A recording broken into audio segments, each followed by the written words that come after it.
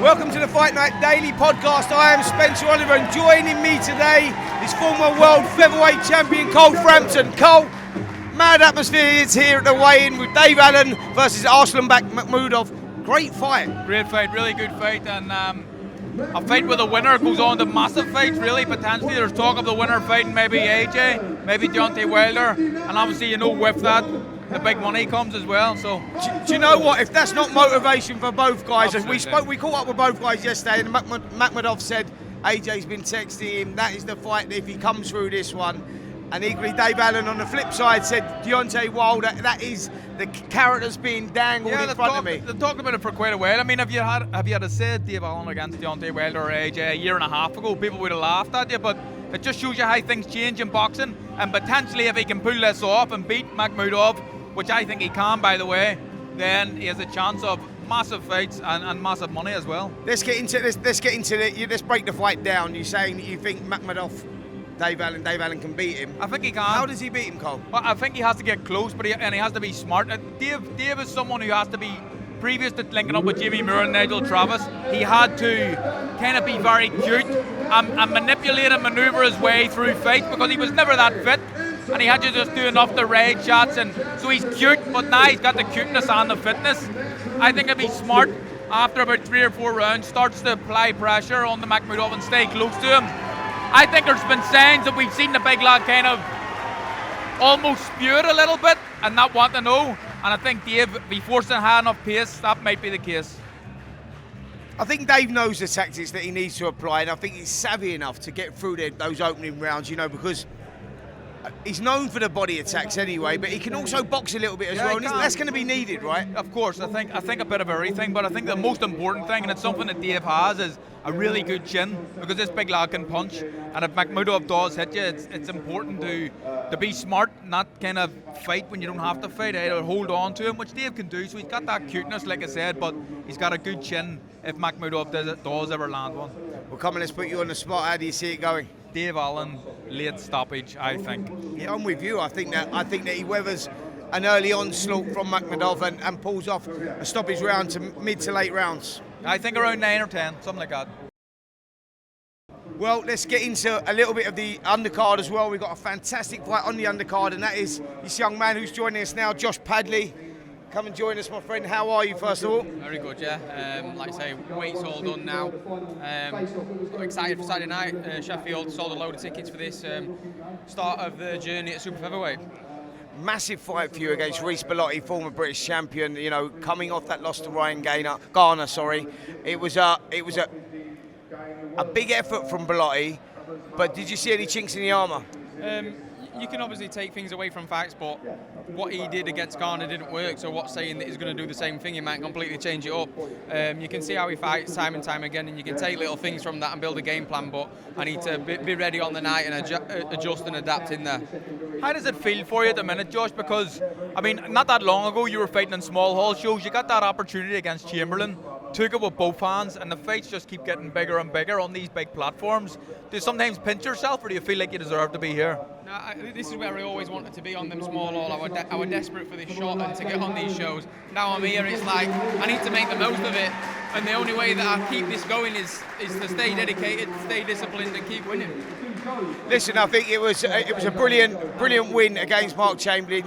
You upset the odds there, and heroic effort as well against Shakur Stevenson. Why have you decided now to drop down in weight? I can now make the sacrifices. I'm a full-time athlete now, whereas obviously before I was working, so you can't do the diets and the nutrition. It's not quite there. Now my life just evolves around boxing. I can make them sacrifices. I've got a team. I've got like a physio, like I say, a full nutritionist on board, strength and conditioners. So I'm a fully fledged athlete now. So the move down for super featherweight was super easy, to be fair. What's the roadmap for you? Where do you see yourself in like 12 months? I mean, obviously all the focus is on tomorrow night against a former champion and a good fighter. Where do you see yourself in 12 months? Whatever does the best for my career, I've always took the best opportunity, and I'll keep doing that. I don't get fixated on one fighter or one thing, but whatever the best opportunity brings itself, I'll take that. Brilliant. With Josh, Great seeing you, mate, and best of luck for tomorrow night. Brilliant, mate. Interesting down there with Josh Padley, like you say, he's actually come from nowhere, isn't he? Like, he's just like, he was a kid that I remember before he boxed Mark Chamberlain. I'm looking him up because like you haven't really heard of him. He'd been boxing small hall shows. Story. And out of nowhere, it's just turned his career It's a great around. story, and boxing's full of stories like this. So, you know, we love seeing stories like this, and love seeing guys coming from small hall shows. But he's got an opportunity. He's in a tough fight against Reece Belotti as well, but it's another opportunity for him to hopefully look good. Absolutely, and this is a guy that has that fairy tale story as well. Reese Bellotti. Reese, well, let's bring you in, mate. I'm a little bit disappointed, mate. You told me you was going to turn up. Bollock naked. Bollock naked, exactly that. Yeah, exactly. I've changed my mind. Listen, look, Ryan Gaynor last time out, didn't go your way. Tough fight, really tough fight. But now you're looking to get back on the saddle. Yeah, absolutely. Like I say, Ryan Garner's a world level fighter in my opinion, and this is a perfect fight for me to come back to. What do you see in Josh Padley now? It's his first fight down at super featherweight. I mean, what have you been impressed with his performances so far? Yeah, absolutely. Like I say, I've been willing him to win with the chances that he's got against Chamberlain and against Shakur Stevenson. I wanted him to win as well because he's British, and listen, he's performed well on both of them occasions, but he's picked the wrong person at super featherweights to come out to. Do you take kind of confidence from the fact that this is the first time he's ever had to make the actual weight? Is that something that you think could work in your favour, Reece? I've not personally taken much away from it, but obviously everyone making the weight for the first time is always an issue. Do you know what I mean? You don't ever know what you're going to be like at that weight, but that's more a problem that he's got to come around with. Me personally, I'm not really phased. And your situation, you've been in this game a long time. I remember sparring you years and years ago in George Groves' gym. Feels like forever ago. So you've been around a long time. You've won a fair amount of titles. You should be proud and proud of what you've achieved in the sport, but at this stage of your career, is this a must-win for you, Reece? Yeah, absolutely. Like, I was going through a patch where every fight had to be a must-win. I got obviously to the point where I've met Ryan Garner and I got beat, and I just got beat by the better man on the night. And yeah, it's not even in my vocabulary to think I'm going to get beat Saturday night. I mean, Cole's right in what he says there. Like, you know, when you look through your career, it does seem like you've been around forever. And it was a time, you know, a few years ago where we thought you may have come to the end of your career, and you had like a second career, if you like. You sort of had a rebirth at a later age, and you went on. Yeah, that was at super feather, exactly. Yeah. Again, like I say, weight does make a big difference. Obviously, Cole, you'll know that, and yourself. Like, weight is a big issue in boxing, and going up to super featherweight just suited me much more. Do you feel that that's where you rediscovered the love for boxing? Because it seemed like you was going to maybe come out of the sport, and then from nowhere you sort of like went on this surge of wins. It's just what I thought my own self believed that I could get to, and going up to super featherweight helped me obviously massively to do that. You feel like this fight is a must-win for you at this stage of your career? Yeah, absolutely. They all are, and like I say, I'm an old man now, so I can't be getting beat no more. You ain't that old, mate. We're two old men here, but listen, we wish you all the best of luck, Reece. All right, mate, well done. And next time, sort yourself out. Yeah. Right, so I feel like I might be the one that's in the wrong position here. What do you reckon? So let's just keep it easy here, boys. Yeah, because I'm the one that's stuck in the middle here. But look, you're in good hands. Look. We too protect you. Let's go back to January. Controversial draw. You felt that you'd won that fight. You also felt you had done enough to win it. I mean, Bilal, we start with you. Talk us through the last fight. Yes. First of all, I want to say my heart goes to Ricky Hatton. Blessed, we lost a very important person to the sport. Second of all, thank you to Eddie Hearn for giving me this opportunity. Thank you to Matchroom, Riyadh Season, and Frank Smith. Thank you. So, my analysis in the first fight is I got cheated on because everybody could see that the fight was not a draw, but the judges had it a draw. I have no idea. Even he had to kneel down and thank the gods that it was a draw. And he not said, kissing the mat now. Not you kissing not the mat now. Did you not kneel He's down? reiterating Did his you not words. kneel You down? see what he's doing? Don't He's lie. reiterating Don't his lie. words. Don't lie. He It's knelt good. down and That's thanked the good. floor. He's Even, reiterating. okay, That's good. answer me. Did your promoter say I won 6-4? What did the judges say?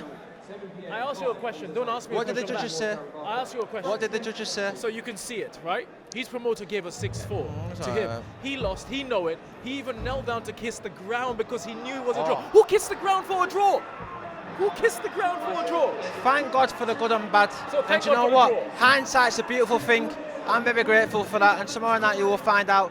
This man is humorous because he's speaking about all these things, but this man has tried making the jokes about my beliefs, my upbringing, my mental health, what had to be clipped out due to the sensitivity of what he said at this face-off. This man has no sense of control within himself, and he's that desperate to get a reaction, which he has no longer got. And you've rattled you. The game's done. The pantomime is over. Tomorrow night you're going to see. It's done. You're a mid-30-year-old man, and you have to be a certain way. You're not comfy within your own skin. You're not comfy within your own skin, which is why you try to patronise me due to my age. I see right through it. It is brilliant. I never patronise And you hide it with a facade with this fake aura. It's brilliant. Think this is fake? I love it. It's brilliant. It's Wait brilliant. till you see what's real It's tomorrow, brilliant. then. It's brilliant. Okay, Junaid, sorry, let me ask a question. I know whatever you think about the Yes. result and how it went the last time, there was maybe a little bit of stick thrown your way. Is it Well deserved. up to you to try and prove people Most wrong definitely. now? Well deserved. Well deserved. I should have won the first time. Oh, Junaid. To be fair, I'm speaking. I should have won the first time. We're here now. This man's trying mimicking me. I got asked the question, why has it been this so long? I was in the hospital twice. He then mimicked and joked, says, "Oh, depression, right? Did you not do that?"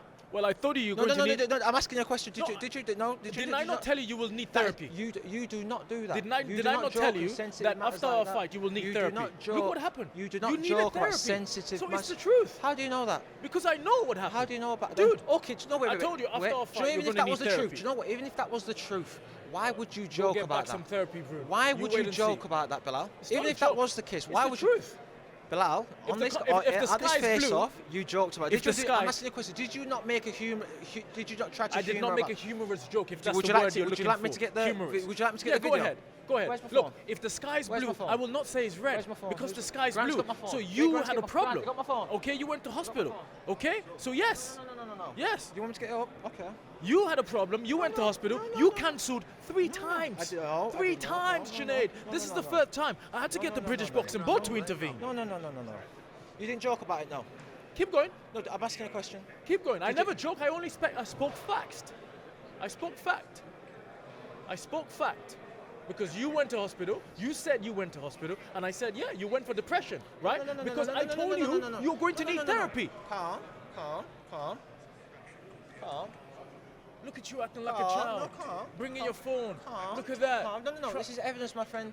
Evidence. But didn't I tell you you will need therapy? Wait. You're training hard, dude. I see blood. A second. Look at No, this wait a guy. Look at the second. chicanery. Look at the malarkeys and shenanigans. Look at that. Look at Back that. to the topic. Why did you cancel? What are you doing? Was the fact that I was in the hospital twice. Wait, why were you in hospital? I need food. What are you doing? Depression, right? What are you doing? Hey. What are you doing? Why are you looking at me like that? I can't hear you. Oh no. Junaid, it's the truth. My boy, I told you you would The need game therapy. is done. Anyways. Look, And you had therapy. look, boys, no. Spencer, Yeah, thank you very listen, much. we Tomorrow look. night I will Junaid, see you. book more therapy. Thank you Listen. very much. Book more therapy. Pantomime is Yeah, over. book Tomorrow- more Junaid, therapy. Junaid. Yeah, book more therapy. Junaid, Yeah, because Junaid. trust me, what you had last time, It's right? over. I will double that. Book more therapy, right? Yeah. Well, yeah, li- you wait and see. Come on, let's Bilal, we get a chance to the settle team. this score tomorrow night. go. Yes, we Yeah, do it was indeed. controversial back in January, but you get a chance to right the wrongs maybe of that last contest. Well, I intend to do that severely and a very, very vivid manner because I can see that they will not give it to me unless I cause a calamity in that ring, a massacre. There's real needle here, and you can tell it's real. It's not. There's nothing pantomime, but there was a little bit of needle going into the first fight. But Exactly. is it increased because of what happened the first time? It has increased because I knew. It has increased because I know that they wouldn't give it to me until I work hard because I'm nobody. I'm just someone that's coming up. So when something happened that is good for me, they snatched it away from me. They took it away. So of course, if they can do that because they want to keep their star boy alive, because they've invested so much money in him. But for an old man like me to come and demolish his career like that, they wouldn't let that go easy. Bilal, how tough's it been for you? Because it's fair to say you had a tough start in life for sure. You come over to this country when you was 14, and life has not really been particularly easy for you here either. So for that opportunity you felt it was robbed away from you, how tough is that mentally? You know, it's not like, because people don't understand the mental battles that fighters have to go through. That was a tough time for you. That was indeed. You know why? Because I've worked so hard to get here. And I got that win, and they snatched it away from me. But the thing is, right, I've been through so much hurdles, so much events that have shaped me and molded me into who I am today. So mentally, I am impenetrable.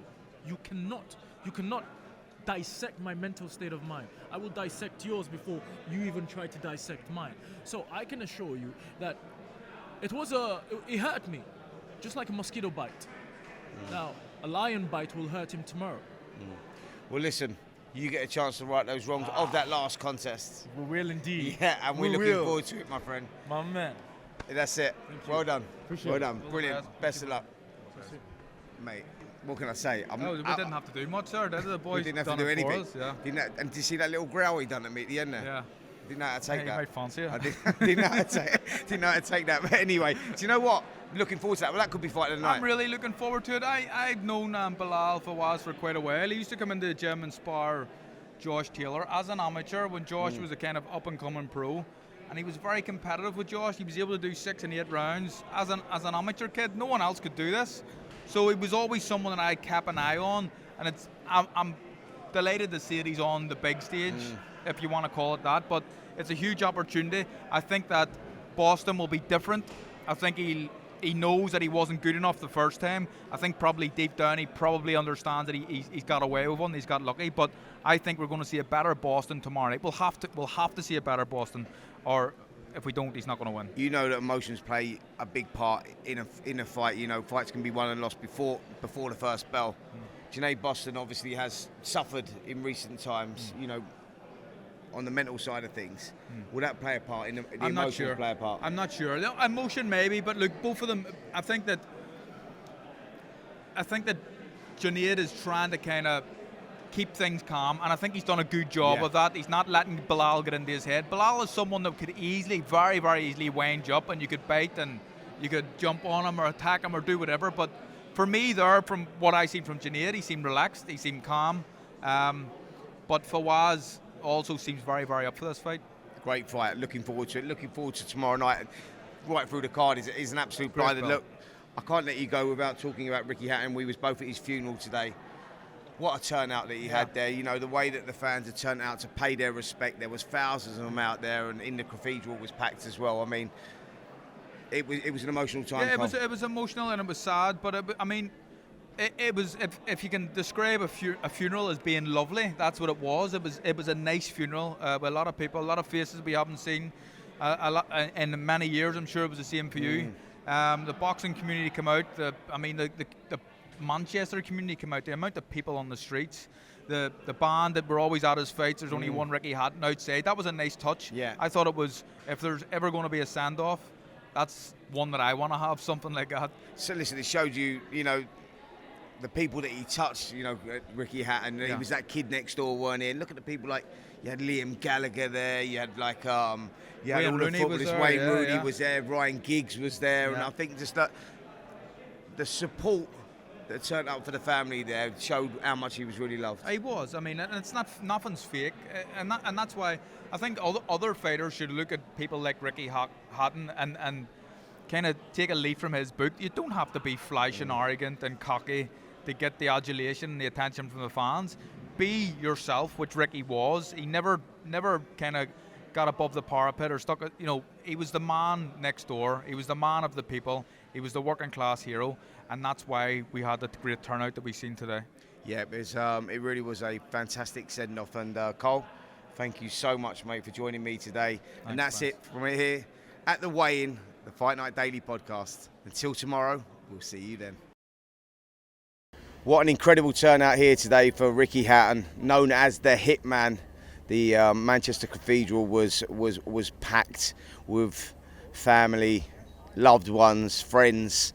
The emotions were quite incredible. I think Adam Smith done an amazing tribute where we went back over the boxing career of Ricky Hatton and some of the good times that we had with him, the laughs, working with him over the years as well, and it just highlights all the good stuff that Ricky done in and out of the boxing ring. A phenomenal fighter and an incredible human being. Family members were very, very emotional, as were we.